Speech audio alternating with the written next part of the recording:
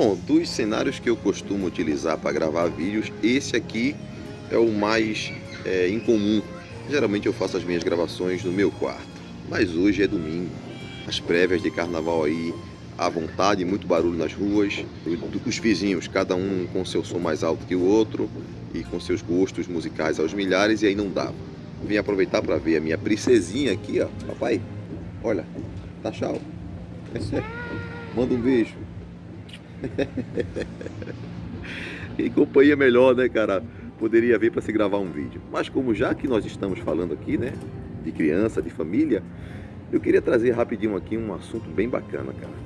Vê só, quando uma casa é invadida por um bandido, o papel do pai de família é proteger não apenas seu patrimônio, como primordialmente sua esposa e filhos. Se de repente naquele reboliço todo o bandido tomar um dos seus filhos por refém, este pai jamais agirá contra o meliante até que seu filho esteja salvo. Não é verdade? Enquanto o filho não estiver seguro, o pai não poderá investir contra um bandido para que o seu filho não seja implicado de alguma forma. Esse pai precisa ser sábio e agir com cautela para que seu instinto de protetor não falhe e um suposto erro respingue sobre o seu filho. Então, se humanamente falando, nós pais procuramos poupar nossos filhos do perigo, imagine Deus. Aí você pode se perguntar, mas Jota, eu não consegui entender ainda onde você quer chegar. Não entendeu ainda? Hoje a gente vai falar sobre os dias de Ló. Me acompanhe nesse vídeo e você vai entender.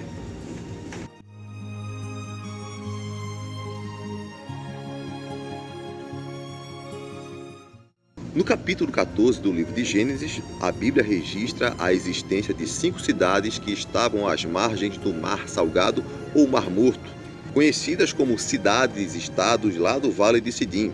Eram elas Sodoma e Gomorra, Admá, Zeboim e Belá, que mais tarde veio a ser conhecida como Zoar, e todas estavam próximas à Jordânia de atualmente. Destas 5 cidades, 2 incomodaram o Criador, a ponto dele decidir descer para pôr um fim em Sodoma e Gomorra.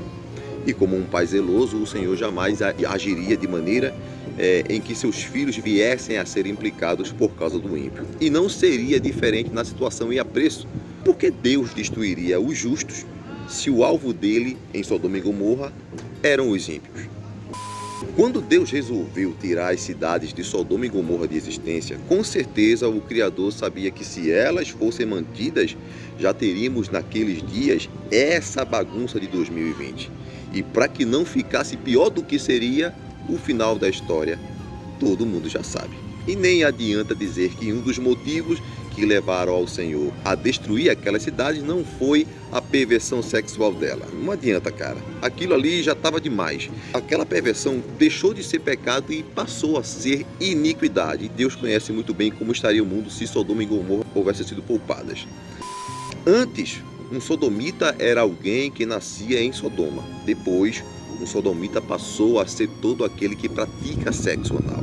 Ou seja, a existência daquela cidade estava diretamente ligada a essa prática sexual. Por isso é que existe essa relação entre sodomia, sexo anal e homossexualismo.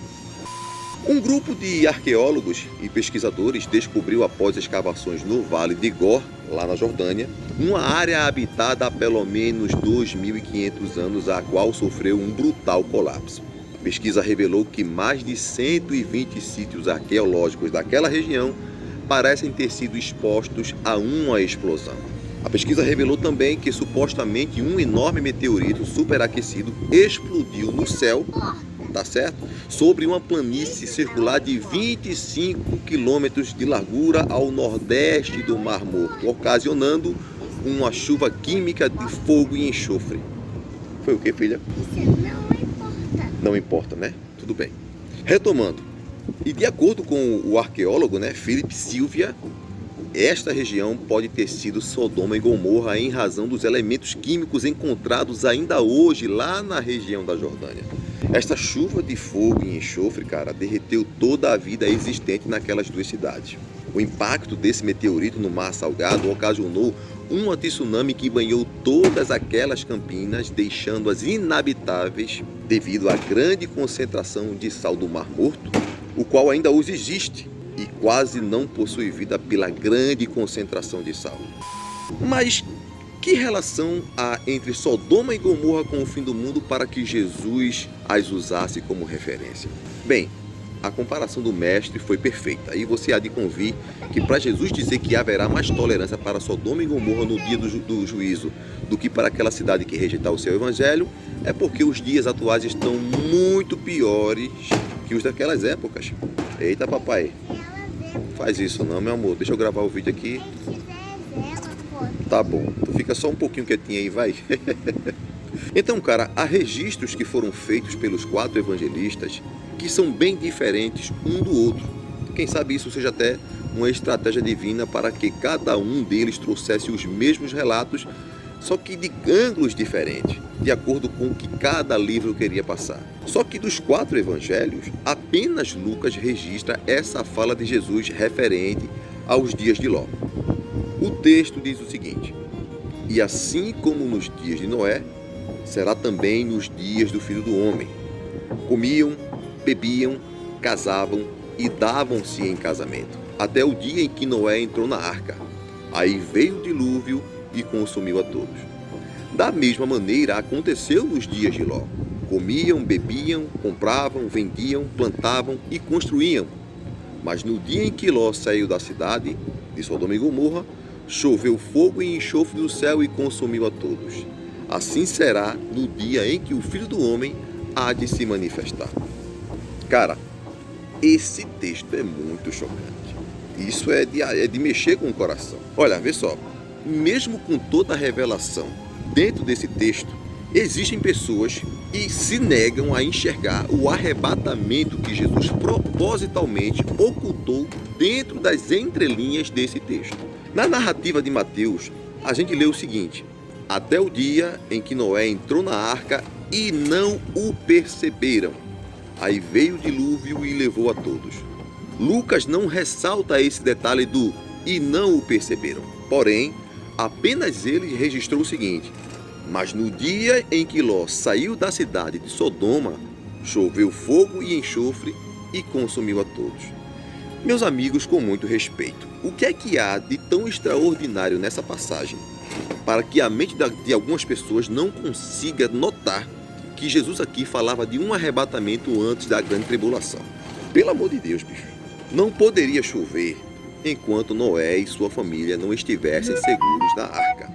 Eles também não poderiam entrar na arca durante nem após começar a chover. Era necessário primeiro eles estarem a salvos para começar a chover.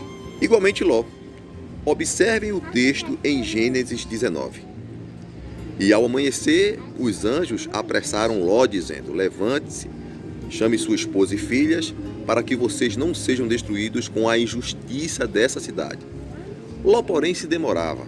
Então aqueles anjos pegaram Ló, sua esposa e suas filhas pela mão, usando o Deus de misericórdia, e os retiraram para fora da cidade.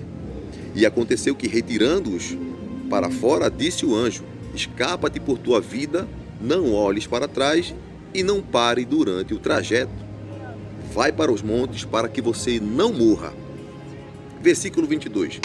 E o anjo disse: depressa, fuja para lá, porque nada poderei fazer enquanto não tiveres chegado lá.